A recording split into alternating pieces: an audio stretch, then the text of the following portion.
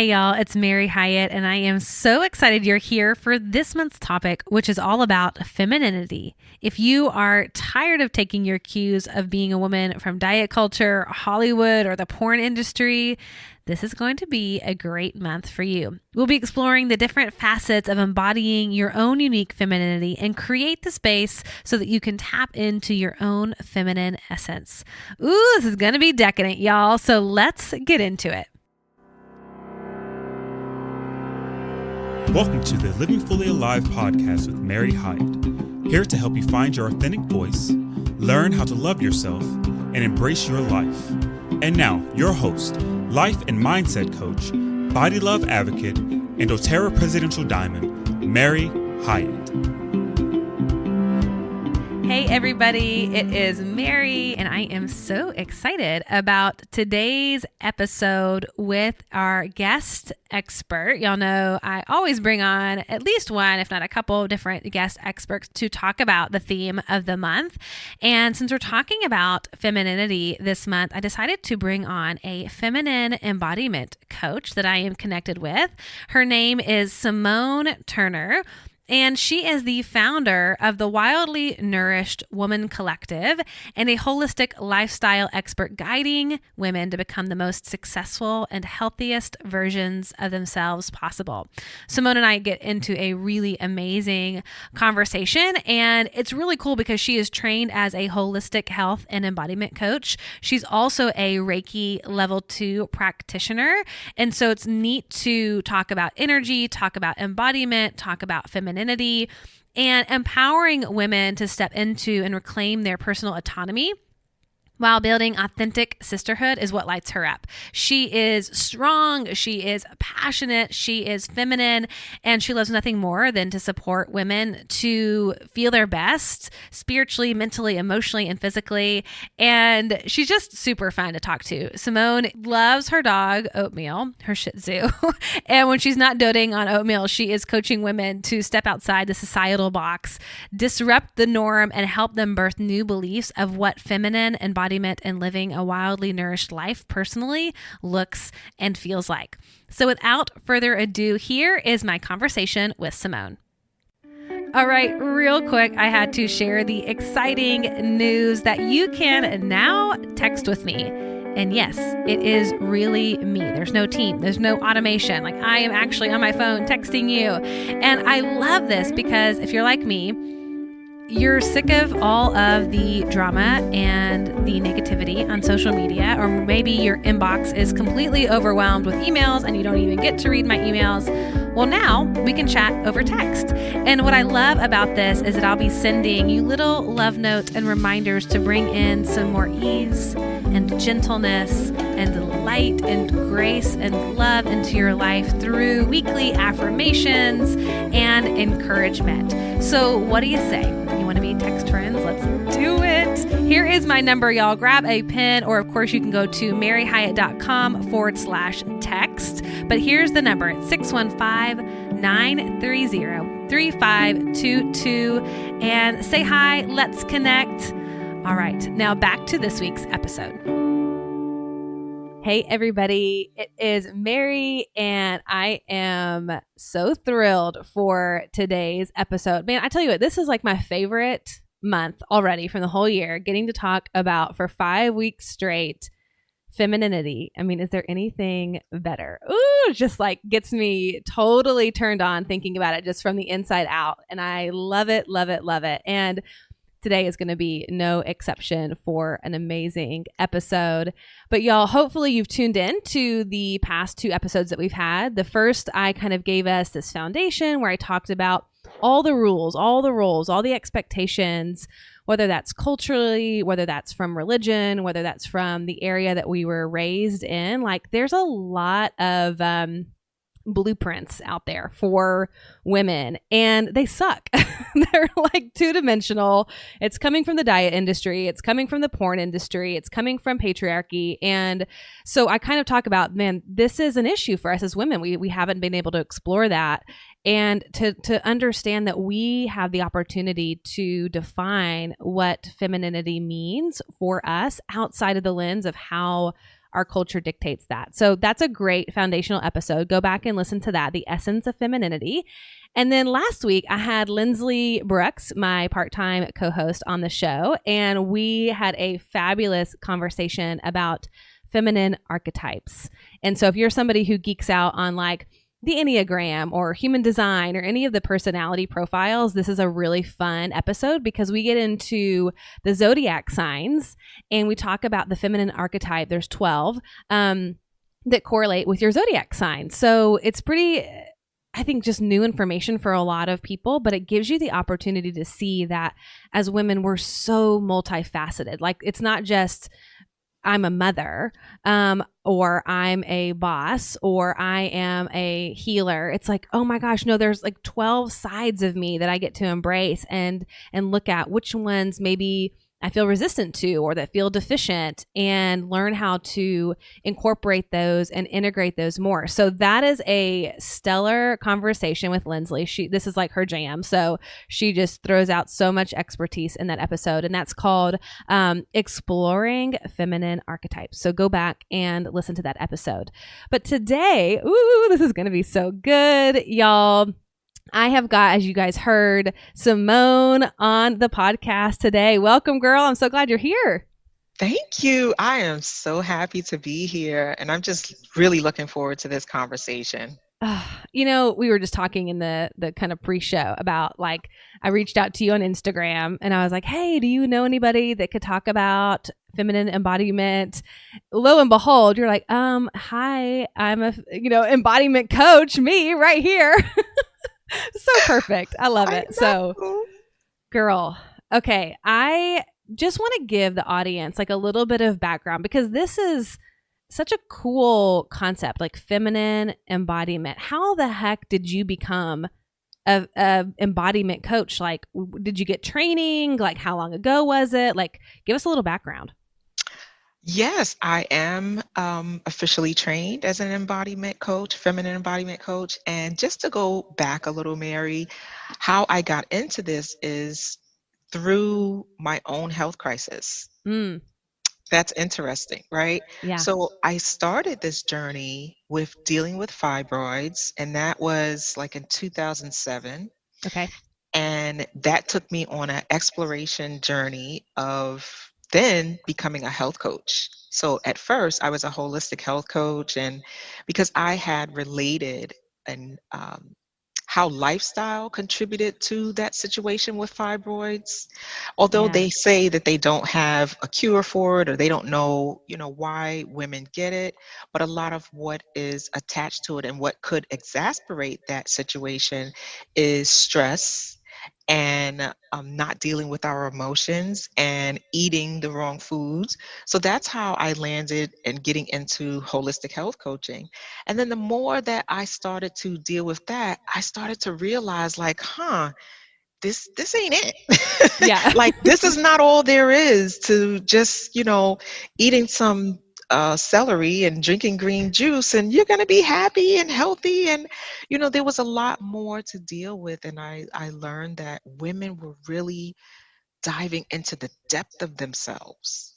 Yeah. And so that's where my training for feminine embodiment came into place, because I was like, I don't want to just talk about celery and green juice anymore. Like, I love it, but I want to just really get to the depths of us, because like you mentioned, there's so much more to us than just surface things, right? Yeah. And so I came across this woman. She's in Australia. Her name is Jenna Ward. She's so fabulous, right? Love it. And she has a beautiful feminine embodiment training. And so I took that about, what are we in 2020? I think 2016 or 17, I took her training and became a feminine embodiment coach. And it really helped to like learn how to get outside of our heads. As women, we're so in our heads a lot. And like you said at the top of this conversation, we were having a little chat about, me becoming more visible even and getting out there. And there was a lot of mind chatter around that. And this training really helped me to ground myself back into my body and be able to use my body as a tool to make decisions, to be able to listen to the language of her and understand myself better. So embodiment is like this full on, I can't describe it, but it's just absolutely phenomenal tool for women to be able to have, because we are taught so many negative things about the use of our body in a way that can help us and benefit us, because society, has just been patriarchal for so long. And so this is an opportunity for us to really rise and flourish and be whole with ourselves, and not have to take on that patriarchal view of, oh, well, you're a woman, and everything is so negative about that. Yeah. Stay quiet, be small, be in your place, Yeah. I love hearing this story because it's so beautiful to move through that season of life where it's like, okay, I'm coming at this kind of one-dimensionally. I'm going to do the right things, like eating well and all that. And then that brought you to this place of like, what does it look like to incorporate my whole self into this healing? And I think that for women collectively, we're all kind of on that similar journey. Like we're all entering it into it in different ways and from different places. But like, I think there's this longing, I think as women, that we have of like, I'm so sick of hating my body. Like I'm so sick of seeing my body as the enemy, as something that has to be controlled or shrunk or, made thin, that it's like, isn't there a different way? So I like this idea of being in your body, like having a relationship with her. So what was that experience like for you? Like you're going through this training. How did you create some of that peace almost, or like restore that relationship with your body? It was very deep. It was very challenging. It was very deep. And the reason that I say that is because that's not how I was raised. And I know that a lot of women can probably relate to that. But even on a deeper level, just to take it, a level deep, as an African American Black woman, that just wasn't something that we talked about. You didn't talk about sensualness. You didn't talk about pleasure. And I'm not referring to just pleasure sexually or in the erotic sense that the patriarchal society has taught us to relate to. Just a sense of really feeling great about yourself. That just wasn't something that was talked about. So going through this training, it wasn't just for me to train to be able to like have this as a business, right? To teach other women. It was really my own journey first. And I believe that's where a lot of like us women being in this space of supporting other women, it usually stems from a place of starting with ourselves first, right? And so that journey for me as a Black woman, and especially, like I said, Jenna Ward, she is an Australian of European descent. And we had this conversation when we first spoke to see, if the program was a good fit for me. And one of the things that she was very excited about, and she was very honest, and she said, Simone, I've never had a Black woman take this training before. You're the first Black woman to take the first Black American woman to take this training. And I was like, wow, that's amazing. And I was like, you know what? That's a sign for me that this is what I should be here. I know so much of the conversation that's going on is like, well, there should be more Black people and people of color in these spaces. But sometimes you have to be that first person to break open, that barrier, right? And so for me, going through this training, as at that time, the only African American person who was from the United States to take that training, it was like, wow, I really got an opportunity to explore what this training can do for me. And it really just opened me up to a whole new world, I can only imagine. And okay, so this is like me as a white privileged woman, like my naivete in this conversation, I know will come through. So I know we have space for that. Yes. But I think this is a really cool kind of interesting thing to look at, because I'm going, as you were talking about even before we got into this part and you said, okay, she's from Australia, I was thinking, okay, this is really interesting that you went to go learn embodiment from a white woman. And that there is this, see, in my brain, it's like the African American culture has a better relationship to their bodies than white women. And that, like, and again, this is like my like limited knowledge, right? That like white women are learning how to be more embodied from Black women. That there's this standard of the Black woman in her power, being in her body, being okay, being in a larger figure, if that, you know, like stereotypical, right? And that a white woman has been in her experience, like always encouraged and I don't even know how exactly to say it, but just to be small, like tiny waist, tiny hips, you know, just really, really thin.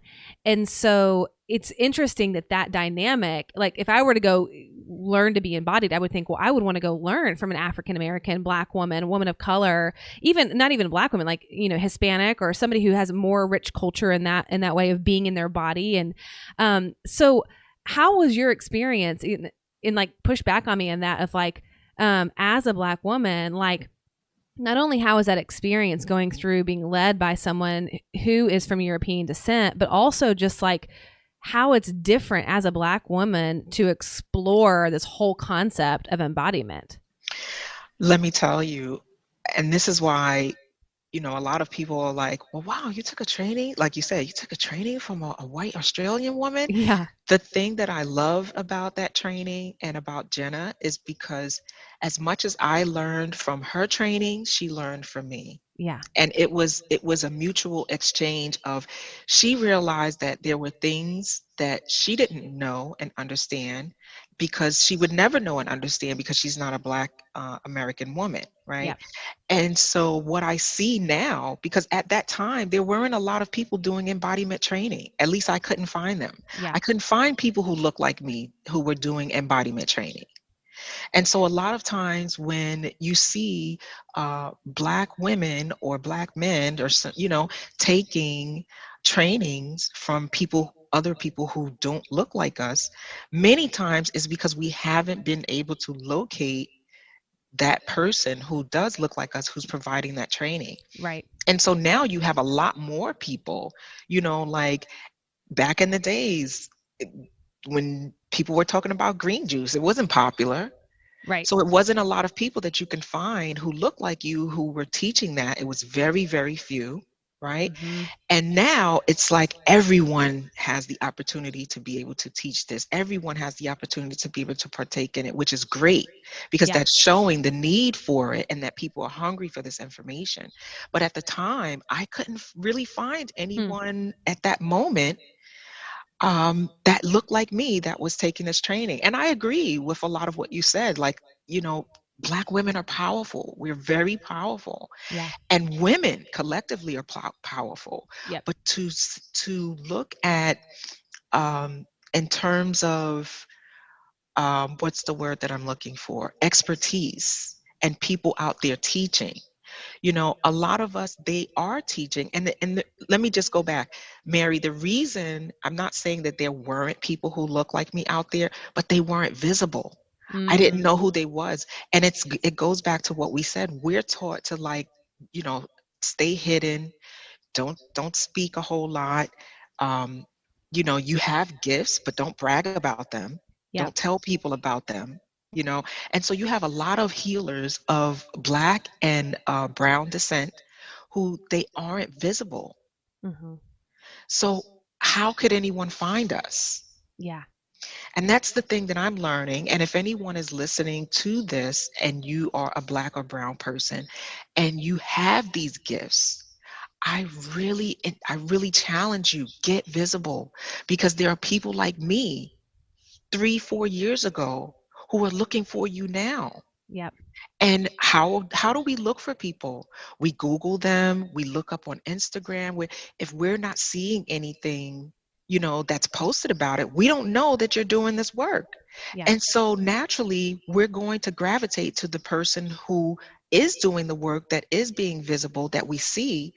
And I think I think how I came across Jenna is a friend had found her online, and me and that friend had been talking about embodiment work, but we didn't know that that was the word. Like that Right. wasn't even the but like it's a buzzword now, but back in the days that was like embodiment. What are you Yeah. talking about? All we knew is there were things that were stuck in our bodies. There's certain um ways of releasing energy and releasing stuckness and being able to heal yourself through these methods, but we didn't know at the time that it was embodiment. And so she was looking online, and she actually found this woman, and she was like, hey, I think you need to like connect with her, get on her Mm, mailing list, follow her. And she just had such a beautiful presence, yeah. and yeah, she's Australian and she's white, but I really connected with her. Yeah.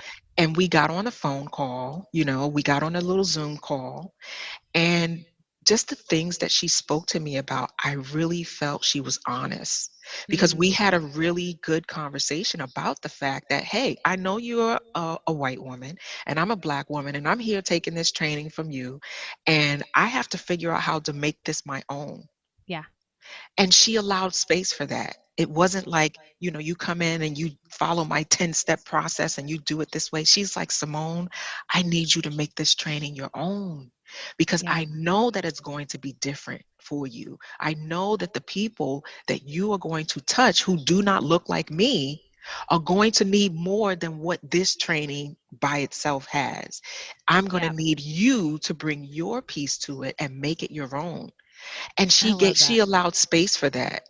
And I Well, and I love just, that. it makes me so curious because I'm like, obviously, you work with a lot of different women. How is this conversation, like in your coaching, how is it different? Like when you talk to a woman of color, how is the embodiment conversation different for somebody of color versus, a white woman? Like, can you talk about just the nuances of like what is embodiment? Is it different for races? Does it show up differently? Like, is the experience, obviously there's like, I'm sure some historical context that would be interesting to look at that makes it different for our own past histories and traumas and all of that of connecting with our bodies. So how is your work different when working with somebody of color versus working with like Anglo-Saxon European descent? Hey y'all, I'm sure you've been hearing me mention my Fully Alive Circle membership, and you might be wondering what it is and how you can join. So let me tell you a little bit about it. So the Circle membership is a safe place for women to gather together in a heart-centered community to take this deep dive into personal transformation. So it's my online membership where you'll learn how to find yourself again through daily devotional practices. Inside of our private Facebook group, I share resources like guided meditations, yoga practices, essential oil recipes, journal prompts, and so much more that dive into our monthly topic that we explore right here on the Living Fully Alive podcast. And all those resources are delivered to your inbox weekly to help you create powerful change in your life. So if you're looking for an affordable way to continue your journey of living fully alive, then definitely check out the Fully Alive Circle membership. Just go to maryhyatt.com/circle and you can find out all the details and join. All right, now back to this week's episode. The main thing that I would say is different is the level of trauma. Yeah. And, I don't want to put myself and position myself as a trauma expert. That's something that I'm actually furthering my training in and getting, Cool. but that is the difference that I see, because when I look at a lot of things that my clients come to me with and the way that we coach, they're similar, whether you're Black, whether you're brown, whether you're from this country, whether you're from this background.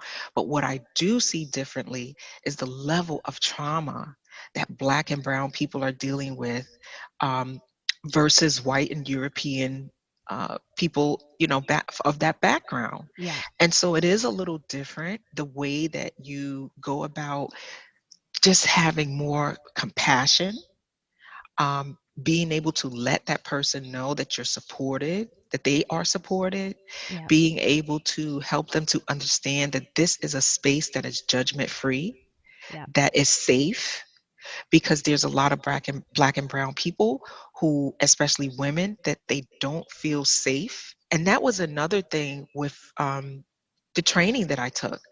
She made me feel really safe. Yeah. Because let's be honest, Mary, it was a lot of white women in that program. Yeah. But you know what I loved is that they were open to learning. Mm-hmm. They were open to understanding their own biases, their own nuances, and understanding how to show up for me without me having to ask, Wow. without me having to teach. You know, a lot of times what the issue is Black women feel like we're always in a position of having to teach white women something. Right. And so being in a space where, because of the collective conversation that's going on in the world and that's happening, and especially in America with the whole Black Lives Matter movement, and people in other countries seeing and understanding this, they're getting it. Yeah. You know, some aren't, a lot aren't. We still have a long way to go. You know, I'm Yeah. not trying to paint roses and posies here, but at the same time, I just felt really supported in that space. I And love it that. was like, when I say sisterhood, Yeah. those are the things that we're looking for. Safety in a space where people look different from each other, but they know that, okay, this person may be white, but they have my back. Yeah. And they understand why that's important. And they understand the fact that they, being in that space, they have to be a safe space for Black and brown people to land, because we have not had that opportunity. Yeah. Yeah. That's so powerful. I mean, just so healing too. I mean, like you said, the sisterhood. And so I want to break into like the embodiment conversation, because I think a lot of, I know we're sort of talking around it, but like I think a lot of women, like you said, hear this buzzword, but they don't know really what it means. And embodying their femininity is foreign. Like we haven't been taught this. Our mothers didn't teach us this. Our mentors, our grandmothers, ancestrally, we didn't learn this. And so it's like we're coming into this kind of first generation. We're like coming into this in a whole new way and having to explore it for ourselves. So can you just explain? I know you've sort of talked around it a little bit, but like, how would you describe what feminine embodiment is? Well, feminine embodiment, one, it can have many different meanings, and you make your own meaning, but essentially what it is you're tapping into the softness of yourself.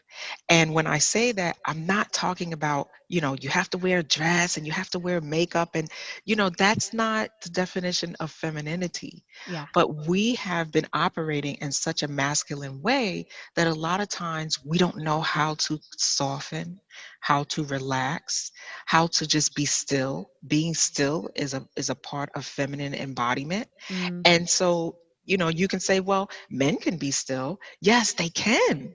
And they can also experience that, the feminine side of themselves, because everyone has both sides, right. masculine and feminine. However, it's more prevalent in women. When Yeah. we talk about having that sixth sense, right? And so there's a lot that deals with intuition when we're dealing with feminine embodiment.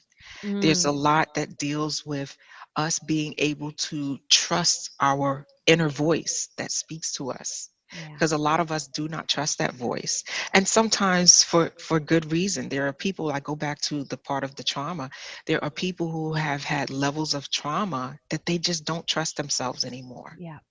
And so being able to help them embody themselves, really, Yeah. to embrace themselves. And that's really, like you use the key word. Really what I see embodiment is embracing, Mm, reclaiming, reconnecting, restoring, all of these things that were in us when we were birthed that got lost along the way because of societal conditioning, yeah. right? And so now the embodiment piece is just embracing our whole selves. And the problem is, a lot of us don't know what our whole selves looks like, because Right. we're fragmented.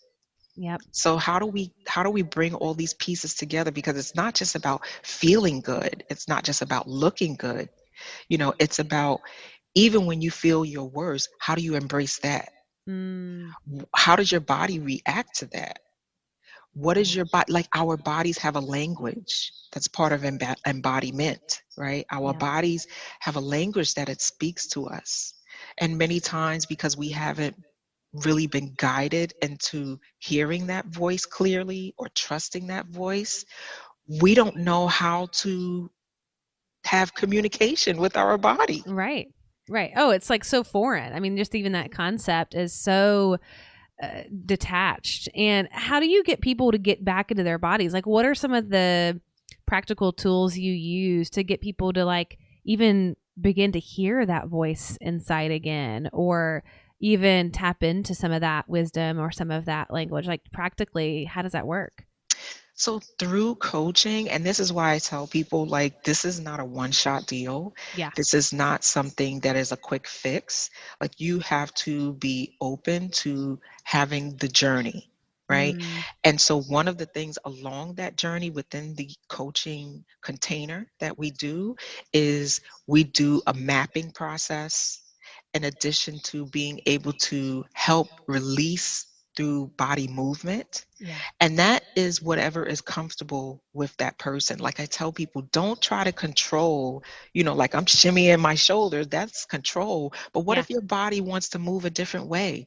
Just be in flow with her. I teach them how to be in flow with their selves. We go through a mapping process that helps them to kind of understand things that are coming up and happening. Meditation is one of them. We work on doing deep breathing meditations, and it's not just like, sitting all day. Right. No, we're really bringing inquiry into our meditation. So at that time of silence and being able to get that divine download and listening, and you ask questions, you ask yourself, what is it that my body needs in this moment? Yeah. And sometimes when you do that, like even if you do that right now, you don't even have to close your eyes, Mary. If you say, what is it that I need in this moment? You may feel a sensation somewhere. Where did you feel that sensation? I felt it. It's funny. It's like when I'm in a creative flow state, I always just kind of want to like sway from side to side and like move my shoulder up and then move it down, like almost kind of make a wave left and right with my body. So, and it's funny, as we're sitting here, I've already been thinking like, oh, my body is wanting to do this, but I felt like, oh, this like, this might be weird, or we're in a professional setting, which is always the conversation, right? Like hold back, get quiet, reduce. But you inviting me into that, I'm like, oh yeah, I do just kind of want to sway back and forth. See what I mean? And it's like, and the more that you start to build up listening and build up that courage to be like, okay, my body needs to move right now. I understand that I'm in a meeting, but I'm just going to stand up and, do a little, to help it adjust itself, because that's your body trying to signal you, I need you to move right now. I need this. There's, I'm getting stuck, or there's something that I'm dealing with in this moment, even though we're in a work setting, even though we're in a professional setting, even though we're outside. And because our society doesn't embrace this enough is why you think it's weird. Right. But this is our natural way of being. This is how we were before all the, look pretty, sit proper, keep your knees together. Like, I'm like having like very vivid like conversations with my parents of that. Like, yeah, cross your ankles when you have a dress on, Yep. It's so interesting. So I've had this body journey myself, like living in a much larger body and then having lost a lot of weight, and growing up in a very conservative Christian household.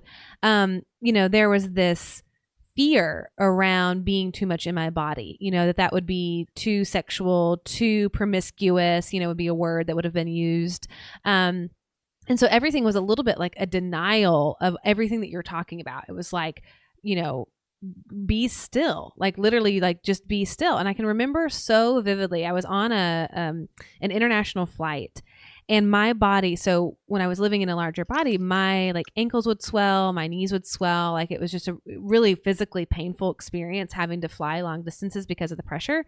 And I remember my body like asking me to get up from my airplane seat and like walk down the aisle or stretch. And I can remember so many flights of never honoring that. And then last year, I went to England, and you would have thought I won a Grammy. Like, I was so proud of myself that I literally got up off my seat and let myself walk, let myself stretch. And I had to get past, like, I look stupid or people are going to think I'm weird. You know, I'm like in that little cabin, you know, between where they have the bathrooms and international flights. Yeah. There's like this space. So I'm in there, I'm doing all these stretches side to side. And like, you know, sure, people are kind of like, what is she doing? But I was like, oh my gosh, I'm so proud that I was able to honor the request of this body where I hadn't before and give it what it needs. And it was like, it's so silly. But yet I get why it is this way, but it feels so silly that we wouldn't like do those things. That, like, it makes sense. Like, yeah, if you're on a flight for 8 hours, get up, walk around. And yet there were people on that flight that literally didn't get out of their chair. Like, probably 80% of the people on the plane didn't move. And that's like, wow, how cultural. I mean, what a great cultural picture of like, don't be in your body. Just sit there. Right. And just going back to what you mentioned about being raised in a conservative Christian home, you know, my background is Christian Baptist, and that was like what you said about the promiscuity, you know, separating yourself from your body. Yeah. You know, in a Black household, you were called fast. Don't acknowledge that you have a butt. Don't acknowledge that you have breasts. Don't acknowledge that your face is pretty. Don't walk down the street a certain way. Don't do certain things because you are going to be deemed as fast. Well, okay. And I was curious, like, do you think that that's because of the historical, like, abuse of Black women, or is it more religious, like, you know, or is it both? You know, it's hard to separate the two because a lot of what was imposed on my ancestors in slavery was based from Christian principles, religious principles. Right. And so a lot of what was taught to us that was supposed to be godly and right came from the perspective of, you know, a white slave master using religion as the power tool to be able to basically oversee our bodies. Yeah. And so we didn't have a good relationship because prior to that, prior to my ancestors being brought here in Africa, you know, you were very comfortable being naked. You were very comfortable acknowledging your body, and not in a sexual way, not in a pornographic way. It was just nature, right? It was natural for a woman to sit and just in the open breastfeed her child and not have it seen as something sexual. And so then we got here, and because, you know, when you are someone's property and they tell you how to see your body, how to see yourself, how to behave, you know, that gets stored in the body. It gets passed down generation to generation. You know, I just remember a conversation, and it's a little off topic, but it also deals with this in terms of what we're talking about. When I started to recognize how strong my intuition was. And I had a conversation with my mom once, and I said, does anybody in our family, like, why am I experiencing this? Because it wasn't a conversation growing up that I would have. Like, that was witch stuff. Like, you didn't talk about that. Wow. Right? Yeah. And so I said, does anyone in our family have this? I can't imagine that I'm like the only person experiencing this. And she said to me, she said, yes, many women in our family had it, but we don't talk about it. Wow. And I said, why? And she said, you got killed for talking about things, like you got hung for talking about that. And so these are the ways that, you know, I see a difference. Like we mentioned, you asked earlier, what are the difference between the experiences within embodiment that Black and brown women have versus white European women? And this is it, because we have been shut off from that. We're so afraid to discuss that because it means life or death. Right. It's like a matter of life or death for us, you know? And even though we are in a time now where we could speak about it more openly, it's still life or death in terms of being shut off from your community. Yeah. And And I think so the cellular that's memory. death in itself. Right, exactly. And it's so interesting because I think that is like how we're wired, even though now that maybe that exact threat doesn't exist, although I'm sure that, there's debate about that. But, Right. It's like, okay, maybe you're not going to get shunned, but like our cellular memory says, but if I do, that equals like literal death. And so it's like there's so much at stake there. And I think for all women, there is this almost like primal knowing that we have that if we step forward in our strength and our power, be in our body, all of that, like whether it's, the tradition and not even the tradition, the history of slavery, or, you think about the witch trials and all of that of women who were burned at the stake for listening to their intuition, for being connected to nature, all of these things that are so natural to us as women, innate to us. I mean, it's part of who we are as women. And that's throughout history in every culture been, squashed. That's the kindest way you could even say it. It's just been like beaten out of us, literally and figuratively. And to be able to now have an opportunity to connect back with that, no wonder it feels so vulnerable doing it. It's like you're going against so much. It's so brave. I just think like no matter your color, your descent, like for women, this is brave. Like embodiment work is so vulnerable, so brave, and so healing. Yes. Just so healing. Yes. And Mary, often I think, like, what would this world look like if women had the ability from the beginning to step into their power, to really be in our power, to really own that power and not apologize for it and not feel bad about it and not feel weird or stupid about it? What would the world look like? Because I just really believe that we are just such powerful human beings. And I'm not here like, rah, rah, women and forget about the men, Yeah. But I just want to, I think about what would that balance look like if more, if we didn't live in such a patriarchal society that just shunned women for everything that we did. Yeah. Like everything, like everything is a woman's fault, Yeah, literally everything. Yeah. It's so, I like just being in that inquiry because it opens us up to possibility.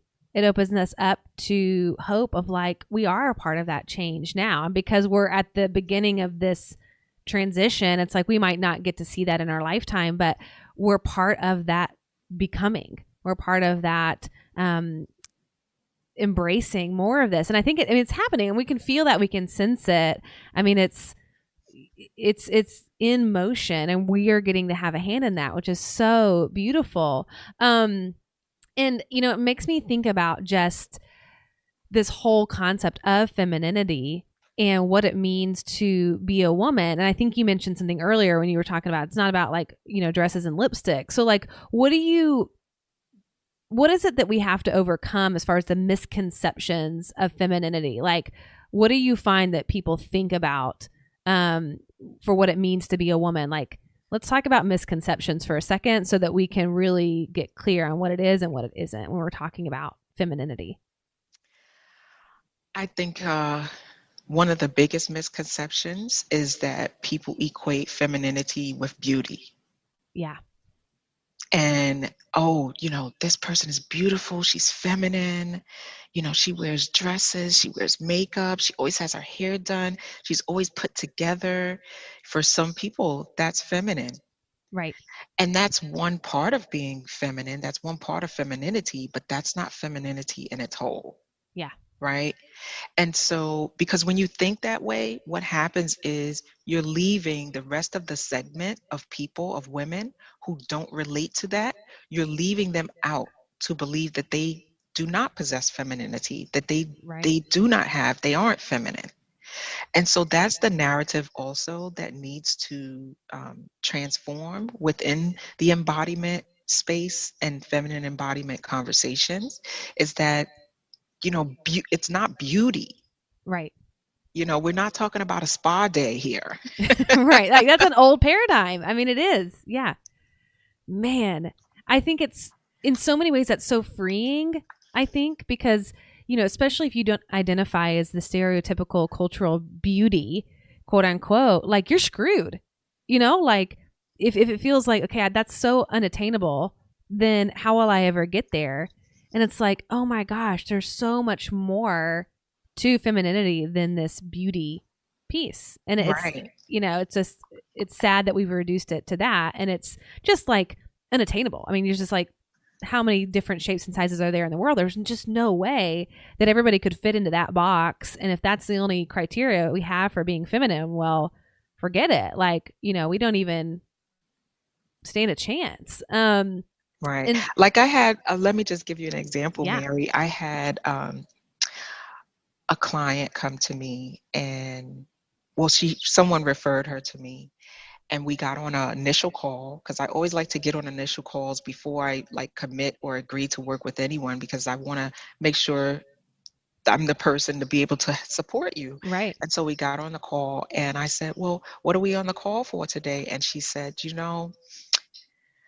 I have a problem softening. And I was like, that's interesting. What does that mean? And she said, I just feel like I'm always tense. I'm always like, "Arr," and I'm always, like pushing. And she said, and I said, so what about this needs to change? She said, because it's affecting my relationship with my boyfriend. She said, and I don't want to be the man in my relationship. I want to be able to stand for myself, but I want to be a woman, and I want to understand when I should soften, because there's certain ways that I'm engaging with him that he's not responding well to. And so we worked through that. She actually did a session. We did an embodiment session together, and she worked through that. And she was actually really surprised. She was like, you know what? I've realized that I've been looking at softening, having a softer edge, the wrong way. And she was looking at it from the perspective of, oh, I have to be girly. I have to become more girly.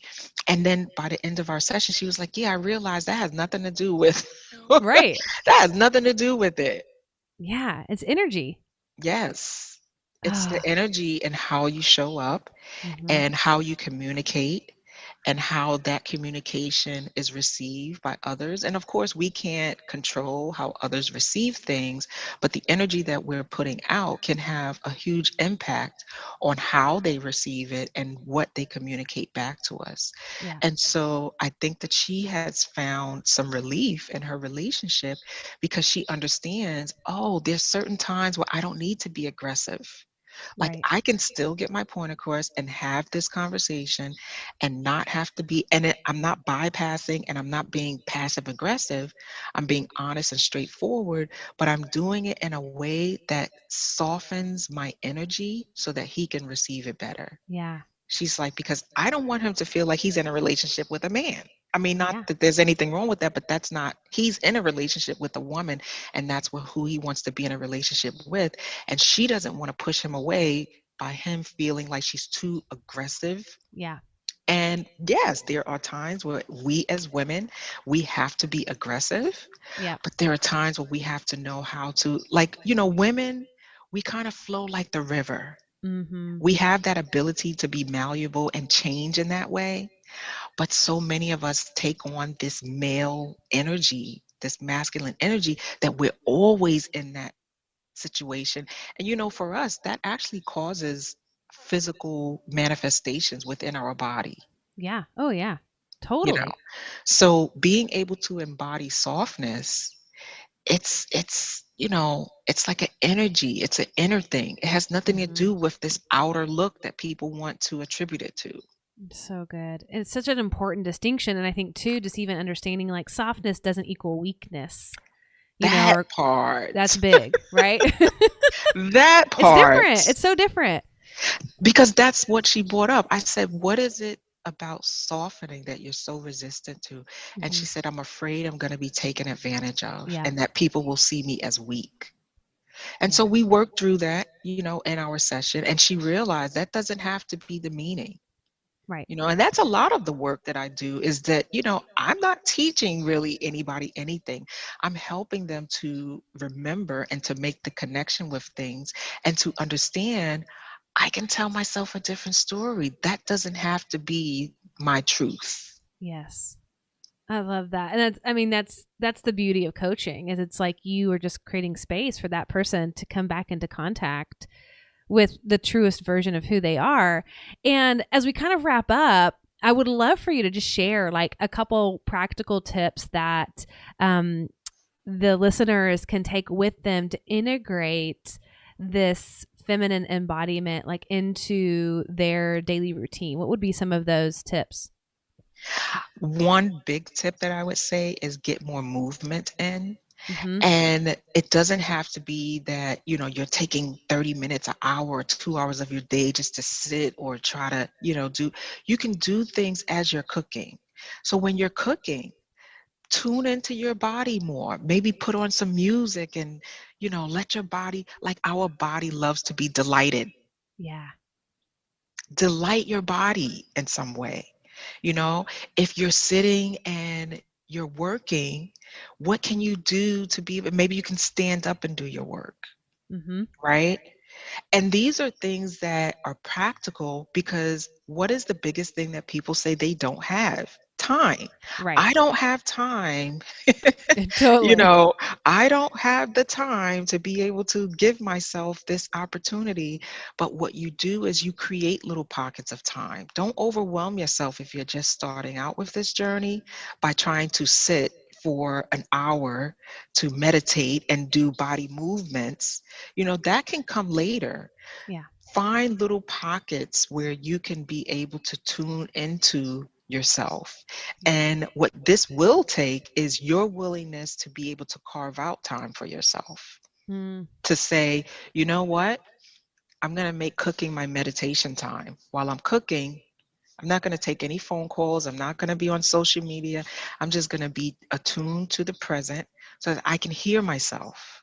Yeah. And my body's going to let me know what to do. I love that.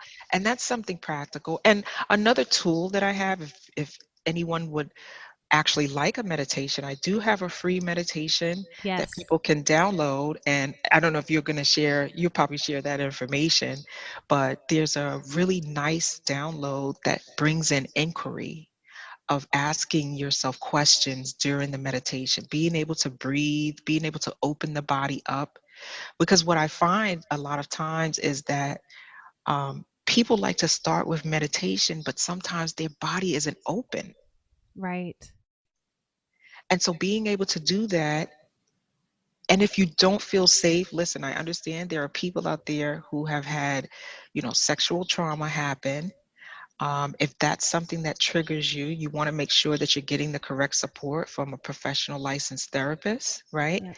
At the same time, you have the opportunity to take that control back and not continue to let that power be someone else's, that hurt you or harmed you.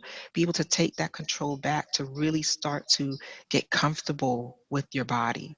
And when I say get comfortable with your body, listening to the senses, like when you feel a prickle, Yeah. Okay, what is that? If you feel a pain in your side, okay, what's happening? Let me sit down and breathe that out and see what that's telling me. Yeah.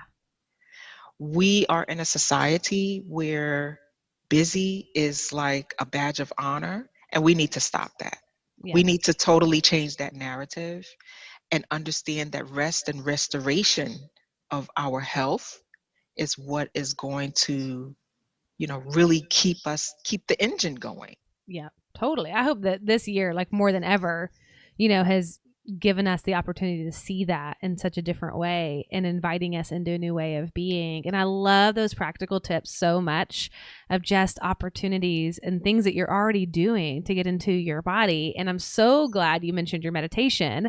I'm going to link to that because that's on your website, the download for your guided audio meditation. But if people want to connect with you outside of that meditation, where can they find you? I'm on Instagram a lot, so you can find me under Wildly Nourished Woman. And the meditation will be housed at my website. That's SimoneTurner.com. And if people want to drop me an email, that's great too, Simone@SimoneTurner.com. And I'm going to have a digital home, meaning my website is coming together shortly. I'll be launching that at the top of the year in January. Awesome. So people will have an opportunity to correspond with me there. But mostly I'm on Instagram a lot, and I do respond to direct messages. So if people want to direct message me, but that's definitely the place where they can be able to find me. Awesome. Okay, I'm going to link to all of that because you're so right. Like, I love seeing everything you're doing on Instagram. And I know that there's probably several women that are like, okay, it's time for me to get into this. I need to go work with Simone. So y'all know where to hit her up. Thank you so much for just being willing to have this conversation and invite us into this whole thing called feminine embodiment. It's just a gift to hear your knowledge and your journey. So thank you so much. I really appreciate being here today. I appreciate sharing this knowledge with your audience. And I really hope that they got a lot out of it. And I would love to hear actually what you got a lot out of it. So come see me on my Instagram. Let me know that you found me through Mary's wonderful podcast. And just tell me what you think about this and how you would like to integrate a lot of this work, because it's definitely needed.